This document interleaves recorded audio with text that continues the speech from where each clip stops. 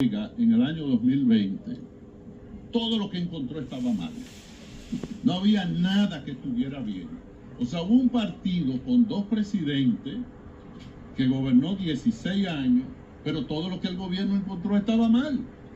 Fíjense que Punta Catalina, la pobre Punta Catalina, hablaron tan mal de ella cuando llegaron, que al final daba la sensación que el que comprara Catalina por el 10% de su valor era un favor que le iba a hacer al gobierno, porque es que eso no servía para nada. Entonces, a partir de ahí empezó la tremenda corte. Todo lo que el gobierno hacía era por primera vez que se hacía. Todo lo que se hacía era excelente. Entonces, el gobierno empezó con un lema que decía: a mí los chelitos me rinden.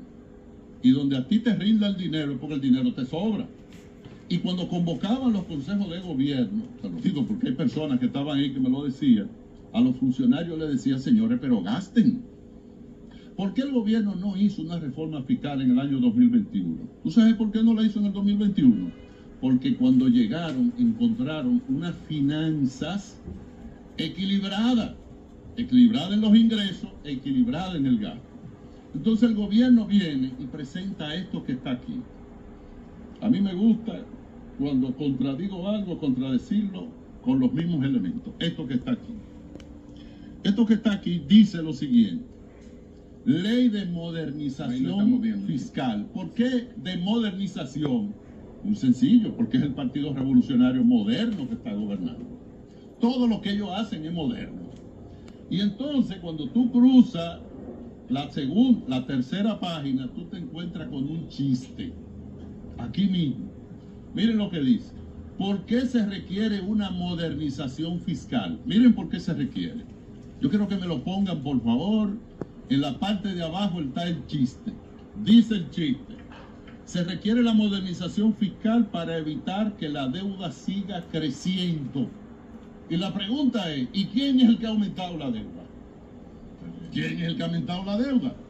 Le han puesto una pistola en el pecho al gobierno, o la oposición ha hecho, lo ha presionado para que usted aumente la deuda. Claro que no.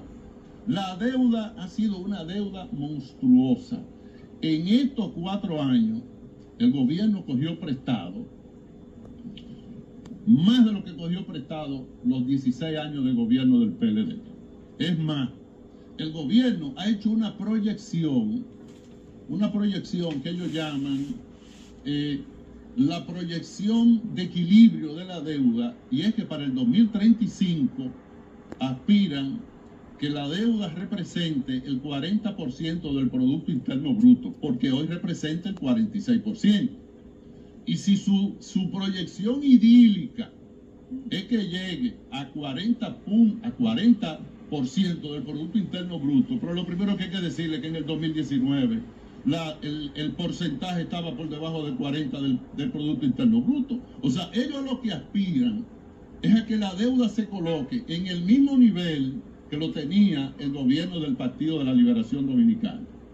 Entonces yo, en esta exposición, le voy a decir qué es lo que voy a demostrar. Primera cosa que voy a demostrar: que esta reforma fiscal es innecesaria. Segunda cosa que voy a demostrar: que esta reforma fiscal ha sido provocada por el derroche y el despilfarro y el mal manejo de la finanza pública del gobierno. Tercera cosa que voy a demostrar: que esta reforma fiscal, el gobierno no se sacrifica en nada. Absolutamente nada. Aquí no hay un plan de austeridad. Es la primera vez en la historia dominicana que se presenta una reforma fiscal sin que el gobierno presente un plan de austeridad. La reducción de instituciones no es un plan de austeridad. Yo te lo voy a explicar. Lo otro, voy a demostrar que este gobierno, entre otras cosas, se propone, está conspirando contra el sistema financiero dominicano, específicamente contra la banca. Lo cuarto que voy a demostrar: esta reforma fiscal piensa destruir los 3 sectores productivos más dinámicos de la economía dominicana: el turismo, la zona franca y la construcción, principalmente de bajo costo, que es aquella que se ampara en la ley del fideicomiso. Y lo otro que voy a demostrar estoy totalmente de acuerdo con las brillantes economistas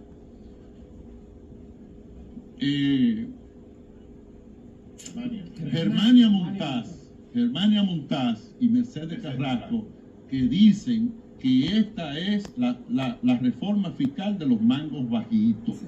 Lo otro que voy a demostrar, que los 7 productos que el gobierno protegió, el plátano, la yuca, el pollo, el huevo, la leche, el arroz, no recuerdo el otro, y el pan, están protegidos para que no suban. Eso van a subir de precio. ¿Y sabe quién va a provocar que suba de precio? El propio gobierno. Pero para que la gente tenga una conceptualización del nivel de responsabilidad con que tiene que actuar un presidente al momento de plantearse una reforma fiscal, yo quiero hacer brevemente un señalamiento de la última reforma fiscal que se hizo en la República Dominicana. En los últimos 40 años se han hecho 15 reformas fiscales, pero la última se hizo en el año 2012, en el gobierno del presidente Danilo. Y cualquiera puede estar preguntando, ¿pero por qué se hizo una reforma fiscal ahí? ¿Por qué la gente lo entendió en ese momento? Muy sencillo. Porque cuando el presidente Danilo gana las elecciones en el año 2012, él se había comprometido con diferentes sectores que iba a aplicar por primera vez el 4% en la educación. Hay un dato que lo leí ayer en un artículo del doctor Leonel Fernández. Lo voy a usar y le debo ese dato. Yo lo devuelvo hoy en este transcurso. Dice el doctor Leonel Fernández que desde el año 1970 al 2012, en 42 años, la República Dominicana, en esos 42 años, la República Dominicana incrementó su nómina en 100,000 personas. Y cuando tú divides, tú dices, ¿qué gobiernos habían ahí? El del doctor Balaguer, en su primer gobierno, el de Antonio Guzmán, el de Jorge Blanco, el de Balaguer de nuevo, el de Leonel Fernández, el de Hipólito y luego el de propio Leonel. En esos 42 años, la nómina pública se fue incrementando a razón de 2.380 empleos cada año. ¿Cuánto se ha incrementado en este gobierno? 25,000 empleos por año. Por año. Ese es, Julio, el gobierno que está diciendo, el gobierno hay que achicarlo, el gobierno hay que hacerlo más chiquito. Pero ¿qué provocó la reforma y la responsabilidad? Porque esto es lo que distingue un presidente de un estadista. Cuando se hizo la reforma en el año 2012 y se iba a cumplir con el 4%, la mayoría de las instituciones prácticamente se iban a quedar sin recursos.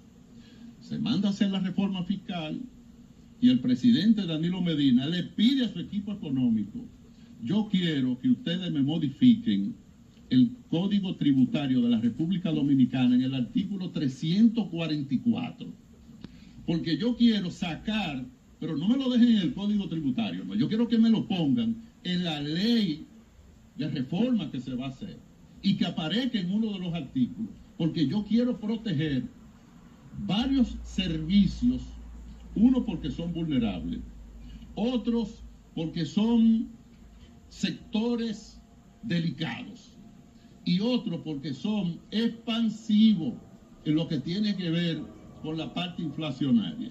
Entonces el presidente Medina, ¿cuáles fueron los servicios que el presidente Medina protegió? Fueron 9 servicios. Protegió, y entre paréntesis, eso está en la ley 253-12. Eso está en el artículo 25 de esa ley. El presidente Medina protegió los servicios financieros. Eso se mantiene. Los planes de pensiones y jubilaciones. El transporte de personas y el transporte de carga. Y por favor, la parte de la carga me la señalan porque ya este gobierno lo desprotegió. El presidente Medina protegió la electricidad, el agua y los recursos de basura, recogida de basura, alquiler de vivienda, servicios de salud, servicios educativos y culturales. Este gobierno le quitó ya el apoyo.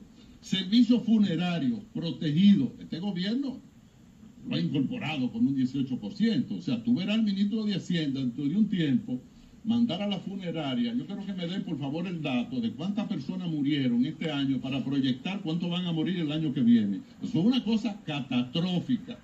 Y lo otro que el presidente Medina mandó a proteger es lo que tenía que ver con los salones de belleza y la peluquería. ¿Por qué?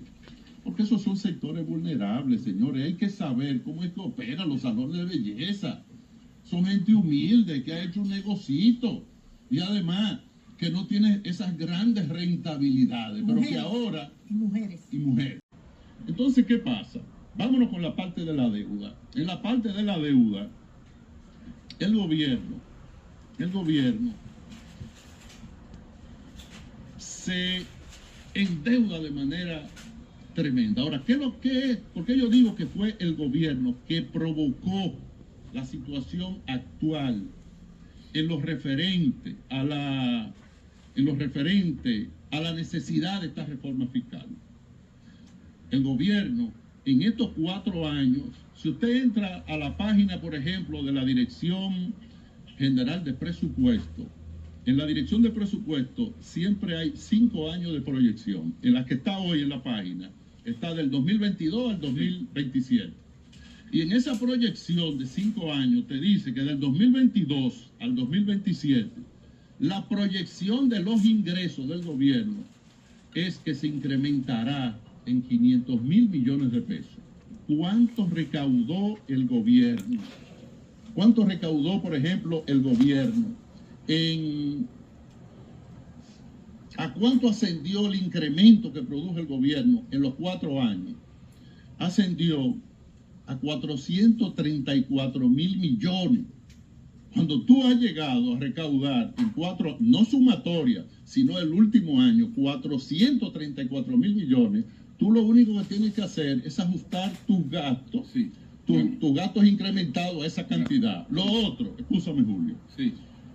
pero el gobierno hizo una magia, y la magia que hizo fue que en vez de ajustar sus gastos ahí, los gastos los llevó a 667.000 millones y produjo un hueco negativo de 233.000 millones. Nosotros no le criticamos el gasto de los 667.000, lo que le estamos criticando es el incremento de esos 233.000. ¿Y en qué lo gastó el gobierno? Mismo. ¿En qué lo gastó el gobierno? Incrementó la nómina en 132.000 millones, la nómina pública. Produjo pensiones incrementado en el gasto 33.000 millones y produjo además en el subsidio eléctrico un incremento de 61.000 millones, que son 92.000 millones que paga. Tú dices, ¿y qué tiene que ver el subsidio eléctrico en esta discusión? Muy sencilla, porque en la parte del subsidio eléctrico, el gobierno lo que hizo fue un proceso de ineficiencia administrativa en la sede, y lo otro, algo que el presidente Medina se cuidaba mucho en su gestión de gobierno, era la inversión que había que hacer en redes para reducir las pérdidas. Vamos Para concluir esa parte, Julio. Sí. Entonces, ¿cuál es la situación que nosotros tenemos con este caso? Que esos 234.000 millones, el gobierno lo único que tiene es que ajustar eso. Ajustar sencillamente.